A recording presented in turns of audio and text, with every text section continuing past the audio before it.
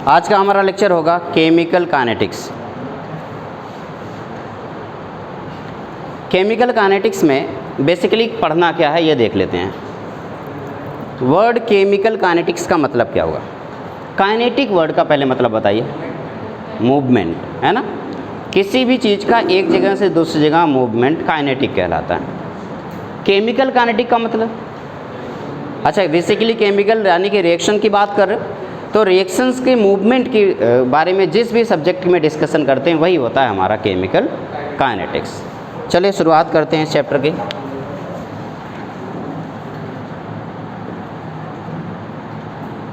Chemical kinetics science का एक ऐसा चैप्टर या फिर साइंस की एक ऐसी ब्रांच, ये पूरा ब्रांच है। केमिस्ट्री सिर्फ केमिस्ट्री में एक चैप्टर भले है, लेकिन ये अपने आप में एक पूरा ब्रांच है साइंस का। साइंस का एक ऐसा ब्रांच जिसमें हम किसी भी रिएक्शन के मूवमेंट की स्टडी करते हैं। अब किसी भी रिएक्शन की स्टडी करने के लिए किन किन बातों का ध्यान देना है, सबसे पहले ये देखो। किसी भी रिएक्शन की स्टडी करने के लिए बेसिकली 3 बातों का ध्यान देना जो बहुत ज़्यादा ज़रूरी है। सबसे पहले, क्या वो रिएक्शन फिजिबल है या नहीं है। रिएक्शन की फिजिबिलिटी, रिएक्शन फिजिबल है या नहीं है, इस बात को बताने के लिए आपको थर्मोडायनेमिक्स, क्लास 11th में थर्मोडायनेमिक्स पढ़ाया गया था, और थर्मोडायनेमिक्स में आपको किसी प्रोसेस की फिजिबिलिटी सिखाई गई थी और उसके लिए डेल्टा जी बताया गया था। डेल्टा जी अगर नेगेटिव है तो रिएक्शन फिजिबल है, और डेल्टा जी अगर पॉजिटिव है तो रिएक्शन नॉन फिजिबल है। फिजिबल नॉन फिजिबल का मतलब ये हुआ कि क्या रिएक्शन चल रहा है, प्रोसीड हो रहा है या नहीं हो रहा है। इसे आप स्पॉन्टेनियस और नॉन स्पॉन्टेनियस भी बोल सकते हो। अगर डेल्टा जी की वैल्यू नेगेटिव है यानी कि प्रोसेस स्पॉन्टेनियस है, और डेल्टा जी की वैल्यू पॉजिटिव यानी कि प्रोसेस नॉन स्पॉन्टेनियस है। सिंपल है। दूसरी बात, रिएक्शन अगर प्रोसीड हो रहा है तो उस टाइम पर रिएक्टेंट का अमाउंट कितना है और प्रोडक्ट का अमाउंट कितना है, एग्जैक्टली ये बात बताना। इसके लिए आपको इक्विलिब्रियम पढ़ाया गया था, और उसमें इक्विलिब्रियम कोशेंट क्यू की वैल्यू बताया गया था, या इक्विलिब्रियम कांस्टेंट की वैल्यू बताया गया था। रिएक्शन कोशेंट की वैल्यू अगर ज़्यादा है तो प्रोडक्ट का अमाउंट ज़्यादा होता है, और रिएक्शन कोशेंट की वैल्यू कम है तो प्रोडक्ट अमाउंट कम होता है। इससे हम पता कर लेते हैं कि किसी भी रिएक्शन के दौरान प्रोडक्ट ज़्यादा है या रिएक्टेंट ज़्यादा है। अब तीसरा क्वेश्चन जो है वो ये है कि रिएक्शन किस स्पीड से चल रहा है, यानी रिएक्शन को कंप्लीट होने में कितना टाइम लगेगा। बेसिकली इस पूरे चैप्टर में हमें यही करना है कि किसी भी रिएक्शन के प्रोसीड होने में कितना टाइम लगता है। ठीक है, तो लिखेंगे chemical kinetics.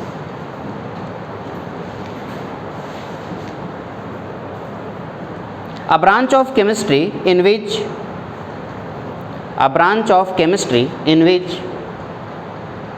we deals with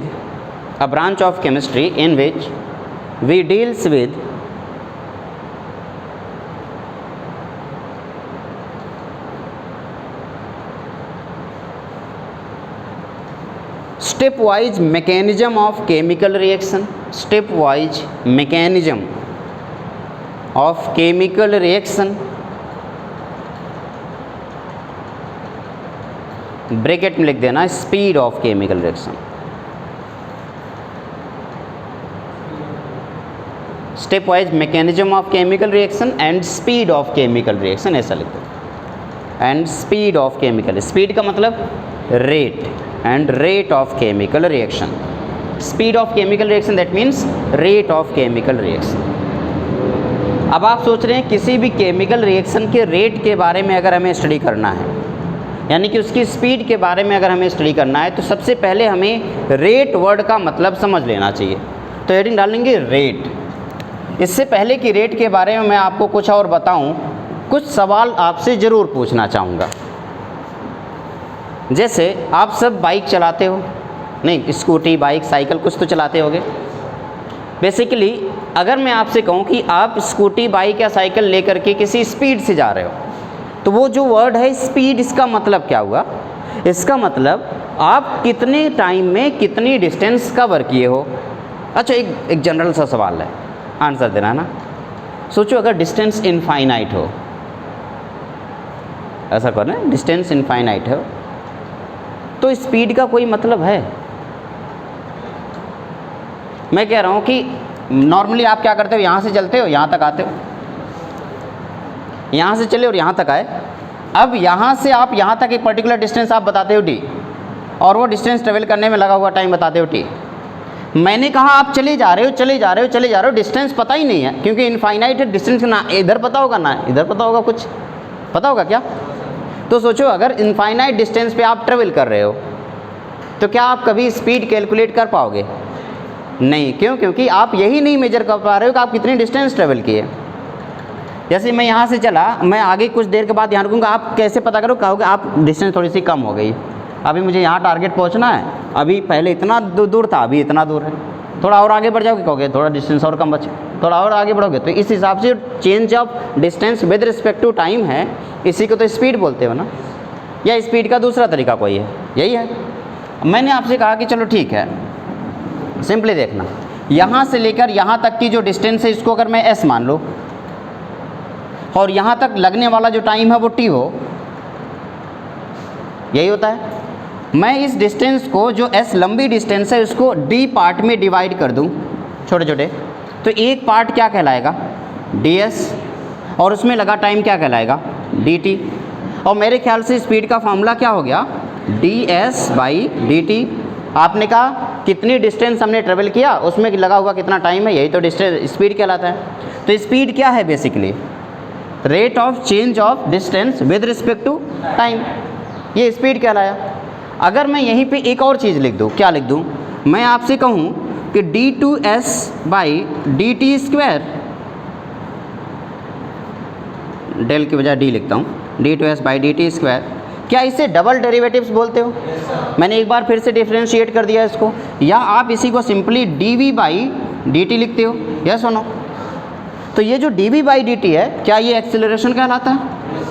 यानी कि आपने कहा कि मैंने डिस्टेंस को दूसरी बार डिफरेंशिएट किया और वेलोसिटी को भी हमने एक बार टाइम के रिस्पेक्ट में डिफरेंशिएट कर दिया, तो क्या कहलाया? एक्सेलरेशन। तो जल्दी से मुझे बताओ एक्सेलरेशन क्या है? Basically rate of change of velocity with respect to time. आप जब बाइक चलाते हो या साइकिल चलाते हो, साइकिल नहीं, बाइक या स्कूटी चलाते हो तो आपके राइट हैंड में एक्सेलरेटर होता है, या कार चलाते हो तो आपको राइट लेग पे आपका एक्सेलरेटर होता है।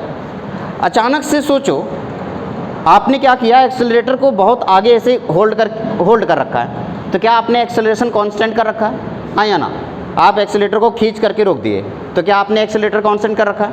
अगर आपने एक्सेलरेशन को कांस्टेंट कर रखा है, उस टाइम पे आप मीटर स्पीड मीटर को देखो, क्या वो बढ़ रहेगा या कांस्टेंट रहेगा? बढ़ता जाएगा, बढ़ता जाएगा। आपने क्या किया, आप बाइक चला रहे हो और आपने एक्सेलरेटर को खींच करके ये रोक दिया, और जैसे जैसे टाइम बीतता जाएगा आप देखेंगे आपकी स्पीड बढ़ती चली जा रही है। क्यों? क्योंकि अगर एक्सेलरेशन कांस्टेंट है तो rate of change of velocity with respect to time तो इंक्रीज करती रहेगी। अगर आपने वेलोसिटी कांस्टेंट कर दिया, उस टाइम पे एक्सेलरेशन जीरो हो जाएगा, क्योंकि किसी भी चीज़ का कांस्टेंट का डिफरेंशिएशन क्या होता है? जीरो होता है। अब इसको दूसरे तरीके से समझते हैं। आपने कहा कि सर हमने डिस्टेंस का rate of change of distance with respect to time देखा तो वेलोसिटी आया, rate of change of velocity with respect to time देखा तो क्या आया? एक्सेलरेशन आया। अगर rate of change of acceleration dA/dt देख सकते हैं या नहीं देख सकते? आप कहेंगे देख सकते हैं, इसको जर्क बोलते हैं। मैंने आपसे कहा ठीक है, अब इसको ऐसे करते हैं, एक्सेलरेटर है, कोई नया नया चलाने वाला भी है, बाइक नया नया सीखा है, पीछे या दूसरा ऑप्शन पीछे कोई बैठा है, दो ऑप्शन हो सकते हैं, और आप अचानक से एक्सेलरेटर को चेंज करते हो, क्या फील होता है? झटका। ये झटका जो है बेटा, यही जोर का झटका जो धीरे से लगा, इसी को जर्क बोलते हैं। ठीक है, आपने क्या किया, एक्सेलरेटर को कम समय में ज़्यादा चेंज कर दिया, तो उसे बोलते हैं जर्क, झटका। अब आप सोच रहे हो कि क्या जर्क को नहीं एक्सेलरेटर फिर से टाइम के रिस्पेक्ट में डिफरेंशिएट कर सकते? उतनी दूर मत जाओ अभी, है ना? तो मिला जुला के रेट वर्ड का जो मतलब है उसका क्या हुआ? रेट वर्ड का मतलब होता है rate of change of parameter with respect to time. लिखेंगे rate, the word rate means rate of change of the word rate means change of parameter या change in parameter with respect to time. Change in parameter with respect to time. Time के respect में किसी भी parameter का change क्या कहलाएगा बेटा? Rate कहलाएगा। रेट क्या है? Change in parameter with respect to time. अब सवाल है, रेट तो समझ में आया, लेकिन ये केमिकल रेट का क्या मतलब हुआ? Rate of chemical reaction, next heading होगा आपका rate of chemical reaction.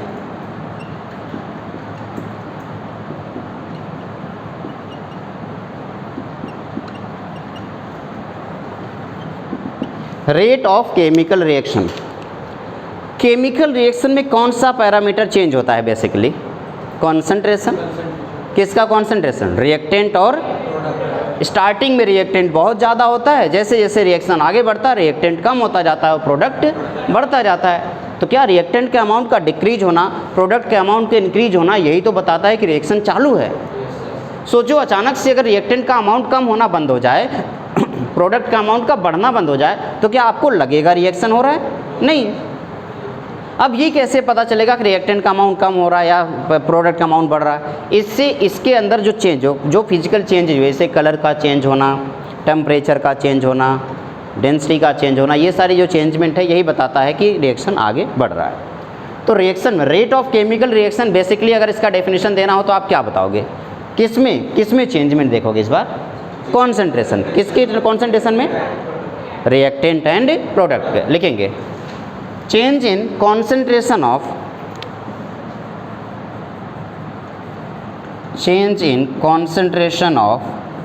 Reactant and product. Change in concentration of reactant and product is known as rate of chemical reaction.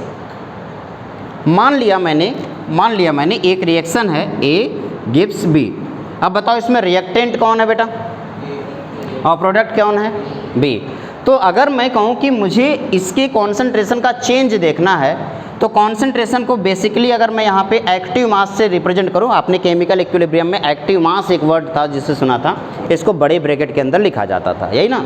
तो अगर मैं कहूँ कि मैं इसके चेंज को ऐसे लिखता हूँ dA/, या फिर ऐसे लिख देता हूँ, चलो डेल्टा, चेंज को मैं डेल्टा से लिख सकता हूँ ना, डेल्टा A/ΔT अगर मैं लिखूँ तो क्या ये rate of change of concentration of A with respect to time है?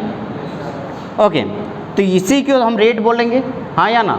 तो ये हो गया आपका रेट। अगर इसके केस में मैं रेट लिखने की कोशिश करूँ तो rate this is equals to delta A/ΔT। अब एक बात बताओ, ये जो डेल्टा A/ΔT है, क्या इसमें रिएक्टेंट कम हो रहा है या ज़्यादा हो रहा है? कम हो रहा है। अगर रिएक्टेंट कम हो रहा है तो इस कम होने वाले साइन को हम नेगेटिव से रिप्रेजेंट कर देंगे। ये नेगेटिव साइन बता रहा है कि रिएक्टेंट डिक्रीज हो रहा है। लेकिन अगर मैं प्रोडक्ट की बात करूँ तो rate of change of concentration of B with respect to rate of change of time, ये पॉजिटिव होगा या नेगेटिव होगा? पॉजिटिव होगा। क्यों? क्योंकि ये कॉन्टिन्यूसली बढ़ रहा है। तो आपने कहा रिएक्टेंट की वैल्यू का कम होना या प्रोडक्ट की वैल्यू का बढ़ना, यही प्लस या माइनस साइन रिप्रेजेंट कर रहा है। माइनस साइन रिप्रेजेंट कर रहा है कि concentration of reactant continuously decrease कर रहा है, और प्लस साइन रिप्रेजेंट कर रहा है concentration of product continuously increase कर रहा है। अगर मैं दोनों का अलग अलग ग्राफ टाइम के रिस्पेक्ट में बनाऊं बेटा, ध्यान से देखना, मैं रिएक्टेंट का और प्रोडक्ट का दोनों का एक ही साथ ग्राफ बना रहा हूं। क्या बेटा? हाँ, ये दोनों अभी इक्वल है। रेट इसके रिस्पेक्ट में भी रेट है। अब बताओ, A का जितना अमाउंट कम हुआ होगा B का उतना अमाउंट ही तो बढ़ा होगा। मान लो ये मेरे पास रिएक्टेंट है, ये रिएक्टेंट, अभी प्रोडक्ट 0 है। मैंने रिएक्टेंट बढ़ाना शुरू कर दिया, रिएक्टेंट किस में कन्वर्ट होने लगा? प्रोडक्ट में कन्वर्ट होने लगा। तो मान लो जितना रिएक्टेंट कम हुआ होगा, क्या प्रोडक्ट उतना ही बड़ा होगा? हाँ या ना? तो इसीलिए इसको प्लस से रिप्रेजेंट किया और इसको माइनस से रिप्रेजेंट किया, दोनों इक्वल अमाउंट में चेंज हुए तो दोनों को इक्वल कर दिया। ठीक है ना? ओके। स्पेशली इस वाले रिएक्शन के लिए तो ये यही होगा, बाकी आगे चल के चेंज होता है या नहीं होता उसके बारे में डिस्कशन करेंगे। तो मैंने सबसे पहले रिएक्टेंट का एक ग्राफ बना दिया, इसी तरीके से मैं एक प्रोडक्ट का ग्राफ बनाने वाला हूँ। आप एक ही पेज में रिएक्टेंट और प्रोडक्ट दोनों के लिए बनाएंगे। ये रिएक्टेंट के लिए है और ये प्रोडक्ट के लिए है, पता ना बेटा? At time t equals to 0, ये रहा टाइम, इस तरफ है टाइम, ये टाइम है, और इस तरफ है कॉन्सेंट्रेशन, ये आपका कॉन्सेंट्रेशन। तो एक बात बताओ, at time t equals to 0 क्या रिएक्टेंट का अमाउंट मैक्सिमम था या मिनिमम था? मैक्सिमम था। तो आपने कहा रिएक्टेंट इस टाइम पे मैक्सिमम होगा। जितना आपने रिएक्टेंट लिया मैं उसे A0 से रिप्रेजेंट कर रहा हूँ। A0 क्या है? मैक्सिमम अमाउंट है जो इनिशियली लिया गया है। जैसे जैसे टाइम आगे बढ़ेगा क्या रिएक्टेंट कम होता जाएगा? तो इस तरीके से रिएक्शन धीरे धीरे क्या कर रहा है? डिक्रीज कर रहा है। और इस तरीके से मैंने एक ग्राफ बना दिया। सेम उसी टाइम पे, जिस टाइम पे रिएक्टेंट की वैल्यू मैक्सिमम थी उस टाइम पे प्रोडक्ट क्या रहा होगा, 0 रहा होगा, और जैसे जैसे टाइम बढ़ा होगा प्रोडक्ट बढ़ता चला गया होगा। तो ये मैंने प्रोडक्ट का एक ग्राफ बना दिया। दो अलग अलग टाइम लेता हूँ, मैंने एक टाइम t1 लिया, ये टाइम t1 है। इस टाइम t1 में रिएक्टेंट का कुछ कॉन्सेंट्रेशन था जिसे मैं A1 लिख रहा हूँ, ठीक है।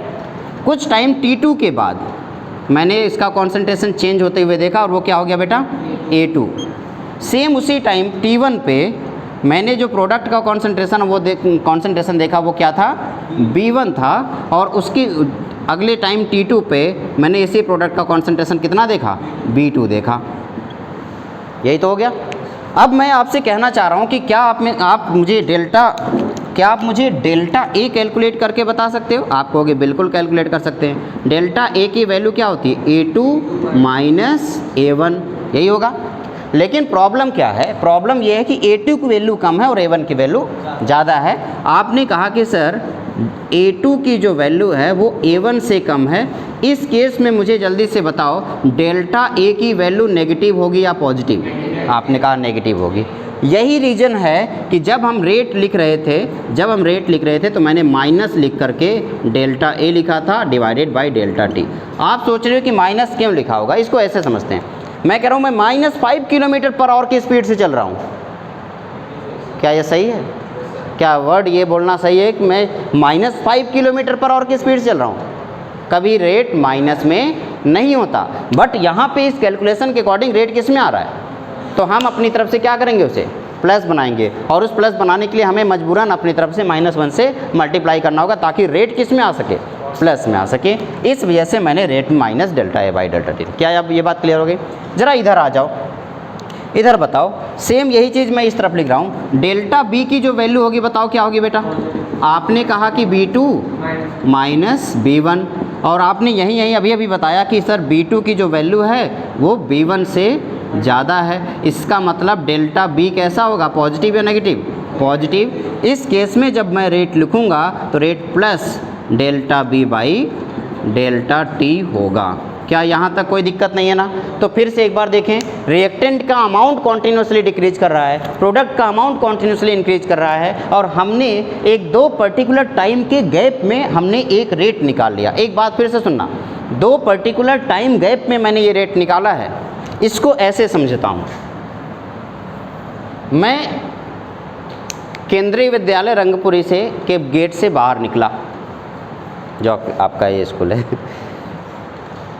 उस टाइम पे बाइक चला रहा था, बाइक आती है मुझे, ऐसे मत देखो। तो मैं बाइक चलाते हुए यहाँ से बाहर निकला, कोई पीछे बैठा नहीं था, चिंता मत करना। तो उस टाइम पे मेरी स्पीड, यहाँ से जैसे मैं बाहर निकला, मेरी स्पीड 30 किलोमीटर पर आवर की स्पीड थी। मैं बहुत तेज़ी से चल रहा था, 30 किलोमीटर पर आवर की स्पीड से। फिर जैसे आगे बढ़ते मेन रोड पे जब मैं पहुंचा, उस टाइम पे मेरी स्पीड थी 60 किलोमीटर पर आवर, इतना था। मैं कह रहा हूँ कि ये जो तिराहा है, आगे तिराहा है, जो मतलब तीन रोड जहाँ मिलते हैं उसे तिराहा बोलते हैं। तो यहाँ पे जो आगे तिराहा है, उस टाइम पे अगर आपसे कोई पूछता कि भैया वहाँ पे मेरी स्पीड कितनी थी, तो क्या आप बता पाते? नहीं। आगे चलने पर एक छोटी सी दुकान है कोल्ड ड्रिंक की, उस कोल्ड ड्रिंक की दुकान पे मेरी स्पीड कितनी थी, तो क्या आप बता पाते? नहीं बता पाते ना। क्या पता मैं कोल्ड ड्रिंक पीने के लिए रुका रहा हूँ और मेरी स्पीड कितनी रही हो, 0, बट फिजिक्स इसे नहीं मानती। फिजिक्स का ये कहना है कि यहाँ पे अगर 30 किलोमीटर पर आवर की स्पीड से आप चल रहे हो और यहाँ पे 60 किलोमीटर पर आवर की स्पीड चल रहे हो, तो उसके बीच में हर जगह आपकी स्पीड एवरेज स्पीड कहलाएगी, और उसकी वैल्यू कितनी आ जाएगी, 30 + 60/2, यानी कि 45 किलोमीटर पर आवर। इसे एवरेज स्पीड बोलते हैं। आप जब कहीं एक जगह से दूसरी जगह ट्रेवल करते हो तो एग्जैक्टली आपका इतना किलोमीटर का डिस्टेंस दिखाता है और बताता है कि आप इतने टाइम में पहुँचे हो, और उससे पता चल जाता है आप किस स्पीड से आए हो। लेकिन क्या आप एग्जैक्टली उतनी ही स्पीड से चल रहे थे? नहीं, कहीं ट्रैफिक पे आप रुके होंगे या कहीं रोड खाली होगा, आपने बहुत तेज़ी से स्पीड बढ़ा लिया होगा। तो ये जो एग्जैक्टली वैल्यू बता रहा है वो कौन सी वैल्यू है? एवरेज। तो जो रेट ऑफ रिएक्शन मैंने अभी भी लिखा, इस टाइम पे कुछ अलग रेट ऑफ रिएक्शन रहा होगा, इस टाइम पे कुछ अलग रेट ऑफ रिएक्शन रहा होगा। मैंने इन दोनों के बीच का चेंज देखकर क्या बता दिया, रेट ऑफ रिएक्शन। तो ये जो रेट ऑफ रिएक्शन, ये कौन सा रेट ऑफ रिएक्शन होगा, एवरेज रेट ऑफ रिएक्शन। तो जो मैंने अभी रेट ऑफ केमिकल रिएक्शन निकाला है, ये average rate of chemical reaction है। बट अगर मैं इसी टाइम पे आपसे पूछता कि एक पर्टिकुलर टाइम t है और इस पर मुझे रेट ऑफ रिएक्शन चाहिए, तो ज़रा बताओ, मैंने दोनों टाइम को कम करते गया, एक पर्टिकुलर टाइम t आ गया और मैं चाहता हूँ इस पर रेट ऑफ रिएक्शन मुझे चाहिए, और आप कैसे कैलकुलेट करोगे? बहुत ही आसान तरीका है। आप इस पर एक टेंजेंट ड्रॉ कर दो। इस पॉइंट पे आपने क्या किया, एक टेंजेंट ड्रॉ कर दिया, और जो टेंजेंट ड्रॉ किया उसका स्लोप निकाल लो। जब आप इसका स्लोप निकालोगे, वही स्लोप ही क्या कहलाएगी, रेट ऑफ रिएक्शन। ये जो स्लोप आएगा वो आएगा dA/dt। क्या स्लोप यही होता है, स्लोप यही होता है ना। तो dA/dt क्या हो गया, इसका स्लोप हो गया। तो ये जो इस पर्टिकुलर टाइम पे रेट निकाला, वो कौन सा रेट है, इंस्टेंटेनियस रेट ऑफ रिएक्शन। और ये इन दोनों के बीच में जो रेट निकाला वो कौन सा रेट है, average rate of reaction. Same इसी तरीके से मैं यहाँ पे बना सकता हूँ। अगर मैं वही पर्टिकुलर टाइम t देखूँ, तो उस t टाइम पर मैंने एक स्लोप बनाया, इसका जो स्लोप निकलेगा वो स्लोप क्या कहलाएगा, dB/dt। क्या ये स्लोप बताएगा कि रेट ऑफ रिएक्शन क्या है। अच्छा, ये वाला स्लोप और वो वाला स्लोप दोनों देखो, बताओ कौन पॉजिटिव स्लोप है, कौन नेगेटिव स्लोप है। ये वाला पॉजिटिव स्लोप है, इसका ये पॉजिटिव स्लोप बता रहा है कि प्रोडक्ट का अमाउंट बढ़ रहा है, और ये क्या बता रहा है कि रिएक्टेंट का अमाउंट कॉन्टिन्यूसली कम हो रहा है। प्रोडक्ट का अमाउंट कॉन्टिन्यूसली बढ़ रहा है और रिएक्टेंट का अमाउंट कॉन्टिन्यूसली कम हो रहा है, इसीलिए प्रोडक्ट का स्लोप पॉजिटिव है और रिएक्टेंट का स्लोप नेगेटिव है। क्या ये बात क्लियर होगी? यहीं पे अगर मैं आपसे कहता कि ये जो रेट है, क्या ये एवरेज रेट है, तो आप कहते कि ये एवरेज रेट है, तो मैं एवरेज लिख देता हूँ। यहाँ पे भी मैंने लिख दिया एवरेज, AVG मतलब एवरेज। और अगर मैं इंस्टेंटेनियस रेट की बात करूँ, तो इसी को R, या ऐसे लिख देता हूँ, R average this is equal to minus dA/dt, delta A/ΔT।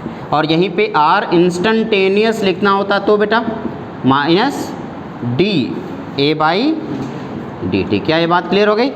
तो यहाँ पे सेम ऐसे मैंने यहाँ पे R एवरेज लिख दिया, जिसकी वैल्यू हो गई प्लस डेल्टा B/ΔT, और R इंस्टेंटेनियस लिख दिया मैंने, तो आपका आ गया प्लस dB/dt।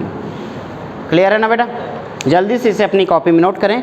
R इंस्टेंटेनियस और R एवरेज आपको पता चल गया। Instantaneous rate of reaction and average rate of reaction जो अभी मैंने आपको कैलकुलेट करके बता दिया, एक बार अपनी कॉपी में से नोट कर लो।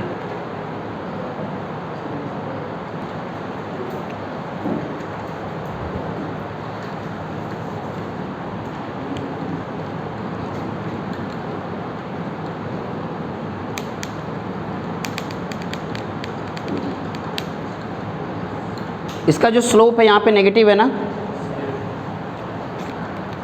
यहाँ पे नेगेटिव लगा देना, इसका स्लोप नेगेटिव है, और इसका वाला स्लोप पॉजिटिव है, तो पॉजिटिव लगाने की तो मेरे ख्याल से ज़रूरत नहीं होगी।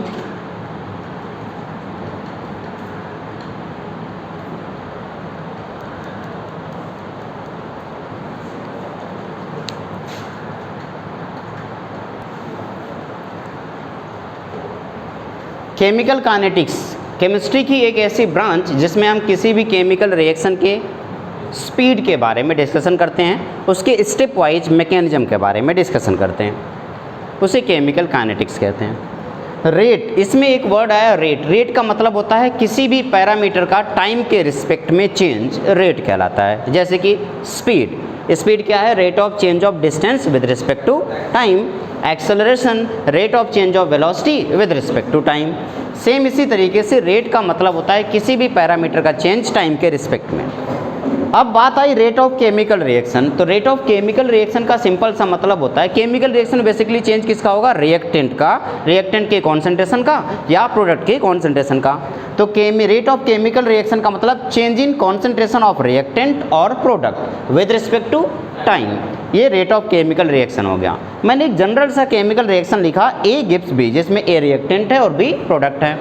तो मैंने टाइम के रिस्पेक्ट में जो A का चेंज देखा उसे डेल्टा A लिख दिया, और उस टाइम जो टाइम का चेंजमेंट हुआ था उसे डेल्टा टी लिख दिया। उसी तरीके से उसी टाइम में डेल्टा जो बी का चेंजमेंट दिखा उसे डेल्टा बी लिख दिया, और जो टाइम का चेंजमेंट दिखा वो डेल्टा टी है। तो यहाँ से मैं देखता हूँ कि रिएक्टेंट का अमाउंट कॉन्टिन्यूसली डिक्रीज कर रहा है, इसलिए साइन माइनस लगा दिया। प्रोडक्ट का अमाउंट कॉन्टिन्यूसली इंक्रीज कर रहा था, इसलिए यहाँ पे पॉजिटिव साइन लगा हुआ है। फिर मैंने इन दोनों का ग्राफ बनाया, सामने ग्राफ रखा हुआ है, ये रिएक्टेंट का ग्राफ है, वो प्रोडक्ट का ग्राफ है। इस रिएक्टेंट के ग्राफ में ऊपर कॉन्सेंट्रेशन है वाई एक्सिस पे, एक्स एक्सिस पे टाइम है। जैसे जैसे टाइम बीतता जा रहा है कॉन्सेंट्रेशन ऑफ रिएक्टेंट डिक्रीज होता चला जा रहा है। मैंने एक पर्टिकुलर टाइम t1 पे लिया कॉन्सेंट्रेशन A1, टाइम t2 पे लिया concentration A2। Rate of change of concentration delta A की वैल्यू आ गई A2 माइनस A1। बट हमने देखा ग्राफ के अकॉर्डिंग दिख रहा है A1 की वैल्यू ज़्यादा है और A2 की वैल्यू कम है, इससे डेल्टा ए की वैल्यू क्या हो गई, नेगेटिव। बट रेट कभी नेगेटिव हो नहीं सकता, इस वजह से मजबूरन हमें delta A by delta T लिखते समय यहाँ पे माइनस लगाना पड़ रहा है। यानी कि किसी भी रिएक्टेंट का रेट लिखते समय आप माइनस ज़रूर लगाओगे। अगर मैं दूसरे प्रोडक्ट की तरफ ध्यान दूँ तो प्रोडक्ट में आपने देखा कि यहाँ पे टाइम के रिस्पेक्ट में कॉन्टिन्यूसली कॉन्सेंट्रेशन ऑफ बी बढ़ रहा है, और इसकी वजह से मैंने टाइम t1 पे कॉन्सेंट्रेशन b1 देखा, टाइम t2 पे कॉन्सेंट्रेशन b2 देखा। इन दोनों के टाइम डेल्टा t के गैप में डेल्टा b का जो गैप हो रहा है उसमें b2 की वैल्यू बड़ी है, b1 की वैल्यू कम है, इससे डेल्टा b की वैल्यू पॉजिटिव आ गई। जब मैंने रेट लिखा तो वो रेट क्या आ गया, positive delta B by delta T. क्योंकि ये जो दोनों मैंने रेट निकाले हैं वो एक पर्टिकुलर टाइम गैप पे है, इसलिए इसको एवरेज रेट ऑफ रिएक्शन बोलेंगे। अब मुझे एक पर्टिकुलर टाइम पे कोई रिएक्शन का रेट चाहिए, उसे क्या बोलेंगे, इंस्टेंटेनियस रेट ऑफ रिएक्शन। मैंने उस पर्टिकुलर टाइम पे ग्राफ आगे बढ़ाया और एक पॉइंट मिल गया। मैंने क्या किया, उस पॉइंट पे उस ग्राफ पर एक टेंजेंट ड्रॉ कर दिया। जैसे मैंने टेंजेंट ड्रॉ किया उसका एक स्लोप निकल के आया, उसी स्लोप को हम लोग डी बाई डी टी बोलते हैं, या इसी को आप बोलते हैं इंस्टेंटेनियस रेट ऑफ रिएक्शन। क्योंकि वो स्लोप नेगेटिव था इसलिए मैंने साइन नेगेटिव लगा दिया। फिर मैंने सेम यही काम प्रोडक्ट के साथ किया। जैसे मैंने प्रोडक्ट के एक पर्टिकुलर टाइम टी पर मैंने एक स्लोप ड्रॉ किया तो वो स्लोप मुझे पॉजिटिव दिखा, और उस स्लोप की वैल्यू आई delta D B by D T. तो ये D B by D T क्या है, इंस्टेंटेनियस रेट ऑफ रिएक्शन। अब ओवरऑल हमारे पास दो रेट ऑफ रिएक्शन है, एक एवरेज रेट ऑफ रिएक्शन और दूसरा instantaneous rate of reaction. Average rate of reaction को delta A by delta T ऐसे लिखेंगे, और इंस्टेंटेनियस रेट ऑफ रिएक्शन को D A by D T से लिखेंगे। क्या ये बात क्लियर हो गया, कोई दिक्कत तो नहीं है ना? ओके। तो अब हमारा जो नेक्स्ट टॉपिक है, जैसे इन्होंने एक क्वेश्चन पूछा, क्या सर हर एक रिएक्शन के लिए ये दोनों वैल्यू हमेशा बराबर होंगी जो आपने यहाँ पे लिखा? तो मेरा आंसर है नहीं, ये रिएक्शन टू रिएक्शन बदल जाती है। यही पता करना है कि रिएक्शन टू रिएक्शन ये कैसे बदलेंगे। ठीक है, नेक्स्ट पॉइंट।